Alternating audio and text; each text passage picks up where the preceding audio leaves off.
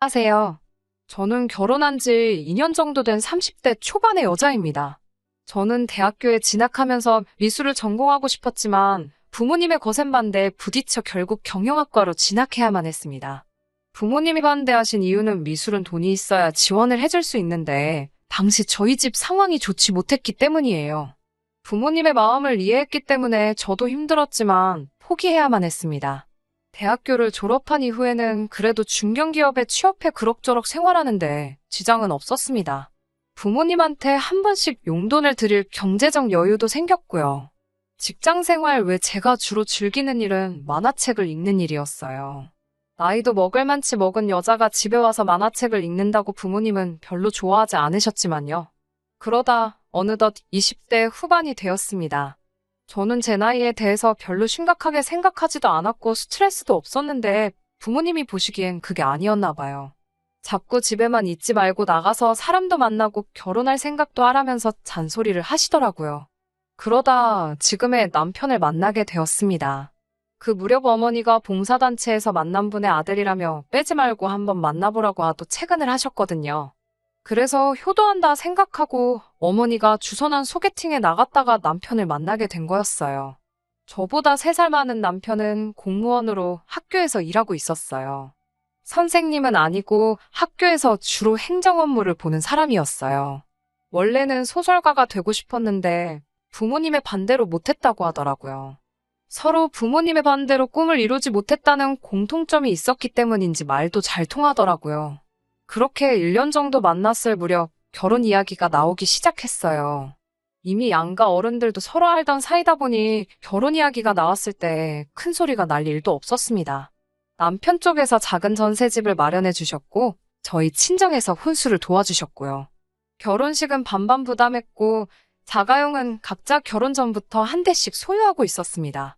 벌이의 경우 제가 남편보다 조금 더 낫긴 했지만 남편은 공무원이라 정년도 보장되어 있었고 연금도 나오니까 뭐 솔직히 누구 한 명이 더 기울고 그런 건 없었어요. 그 점도 저희 부모님이 마음에 들어 하시는 부분이었고요. 저는 솔직히 제 인생이 평범하지만 행복할 줄만 알았어요. 그런데 이렇게 어처구니 없는 이유로 남편과 사이가 멀어지게 될 줄은 정말 상상도 못했습니다. 결혼 전 저는 분명히 남편에게 그림 그리는 것도 좋아하고 만화책도 좋아한다고 이야기했었고 남편도 그런 저에게 소녀 같다며 했었거든요. 그런데 하루는 남편이 술에 잔뜩 취해와서는 저더러 정신 차리라며 술주정을 부리더라고요. 저에게 돈도 안 되는 건 그만하라면서 나이 30 먹고 무슨 만화책이나 보고 앉았냐고 정신 차리라고 하는 거예요. 사실 그 무렵 시아버지가 아는 분 보증을 서주는 바람에 갑자기 시댁 사정이 너무 안 좋아졌거든요. 그래서 남편이 금전적으로 좀 도와줬던 걸로 알아요. 그런데 남편도 원래 수입이 많지 않으니까 스트레스를 받았던 모양이에요. 그래도 그렇지 저한테 화풀이를 하니까 너무 서운하고 속상하더라고요. 저도 경제적으로 여유만 되면 도와드리고 싶었지만 저희 집도 친정어머니 건강이 안 좋아지셔서 이래저래 돈 들어갈 일이 많아졌거든요. 게다가 결혼할 때 생활비를 반반 부담하자고 한 건 남편이었어요. 솔직히 장모님이 아프신데 과일 한 번을 살 생각을 안 하더라고요. 한 번은 제가 보약 한 채 해드리고 싶다고 하니까 그건 제 돈으로 알아서 하면 되지 않냐고 선까지 딱 그었고요. 그때 진짜 엄한 정이 뚝 떨어졌는데 이제 와서 시댁이 힘들어질까 저한테 화풀이를 하니 저로선 어이가 없었네요. 아무리 속이 갑갑하고 열불이 올라온들 이런 이야기를 아프신 친정 어머니께 털어놓을 수도 없고 자랑도 아닌데 친구들한테 이야기해봤자 제 얼굴에 침 뱉기나 마찬가지겠더라고요. 결국 혼자 화를 삭히기 위해서 일기를 쓰기 시작했어요. 처음에는 글로 쓰다가 나중에는 만화처럼 그려보기도 하고 인터넷에도 올려보고요. 그런데 생각지도 못하게 제가 올린 만화일기가 사람들한테 인기를 끌기 시작했습니다. 스스로도 생각지 못했던 일이기에 깜짝 놀랐어요. 최근에는 재미없고 우울한 하루를 살고 있다고 생각했는데 그런 제 생활에 공감하는 사람들이 많다는 것도 신기했고요. 그런데 그런 저를 남편을 포함한 시댁에서는 굉장히 못마땅하게 생각하더라고요. 특히 남편에게는 7살 어린 신우가 있거든요. 신우는 대학교에서 순수미술을 전공했어요. 예쁘장한 얼굴에 미대생이란 타이틀 때문인지 또래 남자들한테 인기도 많은 신우는 좋게 말하자면 늘 자존심 세고 콧대가 높아요. 솔직히 저는 예의 없고 싸가지 없다고 말하고 싶지만요. 아무튼 그런 신우는 대학교를 졸업한 후 마땅히 할 일 없이 놀고 먹는 중이에요. 원래는 개인전도 하고 대학원도 가고 나름 계획이 있었던 것 같은데 시당초 시댁이 아주 여유가 있는 집도 아니었는데다가 시아버지의 보증 사건으로 이룰 수 없는 꿈이 되어버렸네요. 그럼에도 불구하고 직장을 구하려는 노력을 전혀 하지 않는 걸 보고 어떤 의미로 진짜 대단하다는 생각이 들더군요. 그런 신우는 제 만화가 인기가 높아지자 너무 어이없어 하더라고요. 한다는 말이 그림 좀 그린다고 그게 다 예술은 아니라면서 제 그림은 초등학생도 따라할 수 있을 수준이라고 하더라고요. 수준이 너무 낮다면서 유치해서 못 봐줄 지경이라고도 했습니다. 저도 사람이니까 당연히 열받고 속상했지만 한참 어린 신우랑 말싸움해서 뭐하나 싶었어요. 애시당초 신우에게 인정받자고 그리기 시작한 것도 아니니 너는 떠들어라 라는 심정으로 내버려뒀어요. 남편 역시 그런 신우를 혼내기는커녕 틀린 말 하나 없다며 저에게 정신 차리라고 하더라고요. 제가 남편이란 사람이 아내가 즐거워하고 좋아하는 일이면 적극적으로 응원을 해줘야 하는 거 아니냐고 따져 물었어요. 그러자 냉정하게 들리겠지만 제 만화를 좋아해주는 사람들은 다 수준이 없고 못 배운 사람들 아니겠냐며 그런 거 그릴 시간에 차라리 아르바이트라도 하라고 하더군요. 시부모님이 저렇게 힘들게 사시는데 너는 만화가 그려지냐며 빈정대는 건 예사실이었습니다. 남편이야말로 매일같이 칼퇴근하는 직장이고 집에 오면 저녁 먹고 쉬기 바쁘면서 저한테 투잡을 운운하니 어이가 없었어요. 마음 같아선 한마디 사붙이고 싶었지만 동시에 마음 한편으론 자기 부모님이 아프니 자기도 얼마나 스트레스 받겠나 싶어서 몇 번이고 한 대 때리고 싶은 걸 꾹꾹 눌러 참았습니다. 그러다 결국 일이 터지고 말았어요. 제가 만화로 일기를 쓰기 시작한 지 6개월이 지나갈 무렵 웹툰으로 유명한 회사에서 같이 일해보면 어떻겠냐고 연락이 왔어요. 만화책도 만들고 상품도 만들어서 팔아보자면서요. 인생에 다시 안 올 기회일지도 모른다는 생각에 덜컥 계약을 해버렸습니다.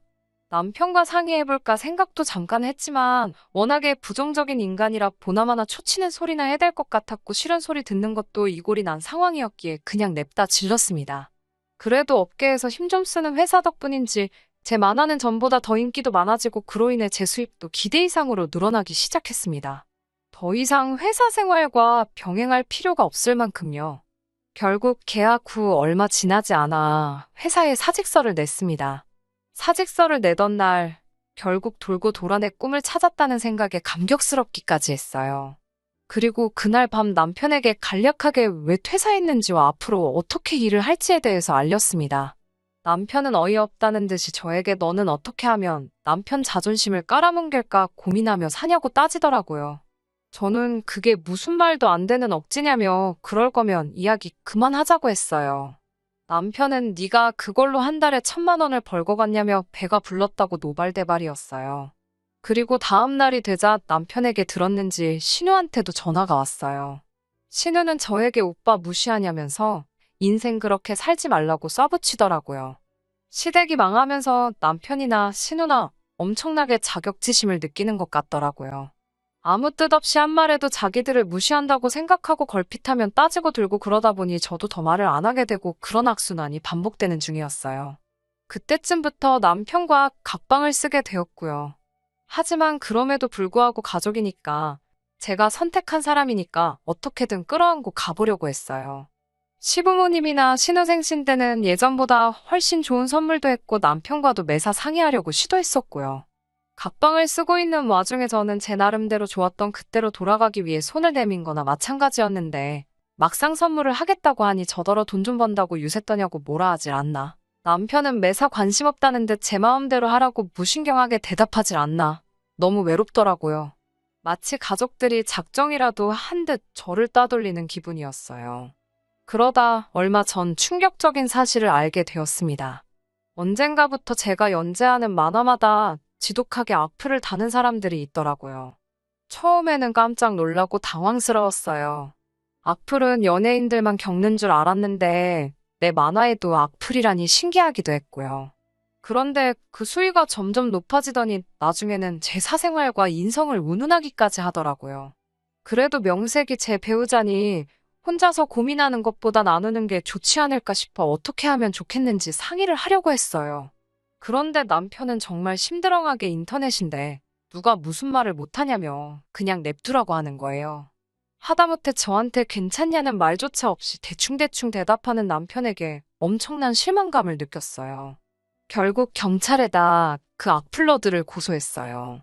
가뜩이나 머리 아픈 일이 많은데 이런 문제까지 신경 쓰고 싶지도 않았기에 합의 없이 다 진행할 작정이었죠. 다행히 악플 다는 사람들을 전문으로 해주는 변호사 사무실을 회사를 통해 손쉽게 찾게 되었고 제가 모아놓은 자료를 건네니 일이 순식간에 진행이 되더라고요. 그런데 생전 먼저 연락 한 번 없던 신우한테 전화가 다 왔더라고요. 제가 무슨 일이냐고 묻자 추뼛추뼛거리더니 저에게 기니 할 말이 있다며 한 번 만나자고 하더라고요. 모처럼의 기회일 거라는 생각에 다른 약속 다 접어두고 신우를 만났습니다. 신우는 저를 보자마자 대뜸 무릎부터 꿇더라고요. 사람들 많은 데서 왜 그러냐고 신우를 일으켜 세우니 신우가 변호사한테 받은 고소장을 저한테 보이면서 두 번 다시 그러지 않겠다고 고소장 좀 취하해주면 안 되겠냐고 부탁을 하더라고요. 솔직히 큰 충격을 받았습니다.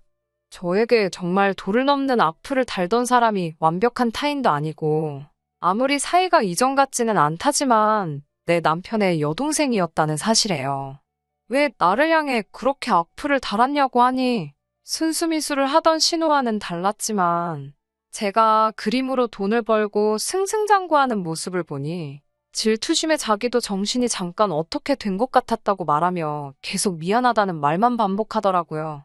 앞으로 자기는 취직도 해야 하고 하는데 고소당한 기록이 있으면 취직에도 당연히 마이너스 요인이 될 테고 당장 고소를 당해도 합의금 줄 돈도 없다고요.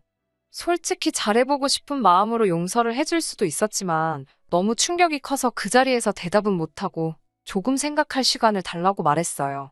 밥이라도 먹이고 보내려고 하는데 계속 벌벌 떨면서 미안하다고만 하는데 그 모습 보면서 먹으면 저도 먹던 게 체할 것 같아서 그냥 보냈습니다. 돌아오는 길에 변호사님에게 전화를 드려 이 사실을 말했는데 변호사님도 쭈뼛거리면서 사실 안 그래도 이 이야기를 해야 할까 말까 하다가 말을 해준다고 하면서 저에게 악플을 남기던 사람들 중 또 다른 한 명이 다른 사람이 아니고 제 남편이었다는 이야기를 해왔습니다. 정말 충격적이었어요. 뒤통수를 망치로 세게 얻어맞은 것처럼 그 자리에 가만 서서 한참을 움직이지 못했습니다. 변호사님은 어렵게 입을 열어 혹시나 상담이 필요하면 이 사람과 한번 해보라고 하면서 개인적으로 친분이 있는 이혼 전문 변호사님의 연락처를 주시더라고요.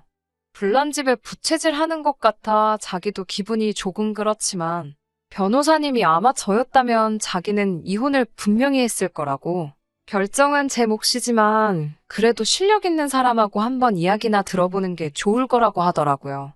그렇게 그 자리에 서서 변호사님이 소개해 주신 분과 한참을 통화하고 집으로 돌아갔어요. 그날 저녁에 퇴근하고 방으로 들어가려는 남편을 불러세워 이게 다 진짜냐고 어떻게 그럴 수 있냐고 하더라고요. 남편은 제게 사과는 못할 망정 자기 동생 고소장 취하하지 않으면 재미없을 줄 알라며 으름장을 놓기 시작했어요.